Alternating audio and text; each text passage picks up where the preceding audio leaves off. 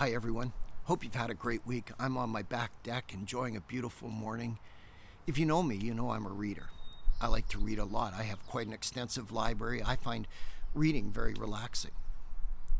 Several months ago, a friend of mine asked me if you could only have one shelf of books, what books would be on that shelf? And I thought about it and I wrote out a list and I sent it to him. It was fairly easy.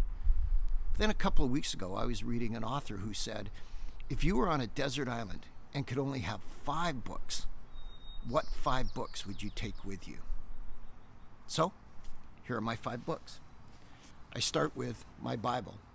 I use the NRSV version, a New Revised Standard Version. I like that translation, and so that's the one I use personally. And that would be book number 1, be my Bible, the NRSV version. Second book I would take with me for sure would be the Book of Common Prayer, the 1979 edition. I use the Book of Common Prayer in my morning and my evening times with God. It has been very formative for me. I enjoy praying the prayers of the church, and so I would make sure to take the 1979 Book of Common Prayer. Third book would be another prayer book I've discovered. It's called the Glenstal Book of Prayer. It's a Benedictine book of prayer, and when I'm not using the Book of Common Prayer, I like to use this little book of prayer, and it has been a great blessing in my life, so it would be the third book, the Glenstal Book of Prayer. Fourth book would be by an author that has really formed me.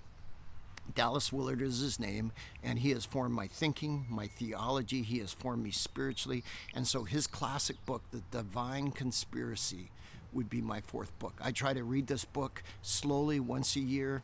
It is a great book. It has formed me, as I mentioned, and so this would be my fourth book. My fifth book would be entirely different. It would be a book by Arthur Mays entitled My Father, My Friend. And this book is Arthur's memories of being a boy and fishing with his dad on the Oyster River up near Campbell River here on Vancouver Island. And it is just a reflection of a man looking back to his boyhood and remembering the fishing times he had with his dad on the Oyster River. And the reason I love this book is because it reminds me of my fishing adventures with my son on the Oyster River. And so I read this probably twice a year just for enjoyment, just to remind me of the great memories I have of fishing with Eric up on the river. And so there's my 5 books. If I was on a desert island, I'd have my Bible, the Book of Common Prayer, the Glenstal Book of Prayer, Divine Conspiracy by Dallas Willard, and My Father, My Friend by Arthur Mays. What about you?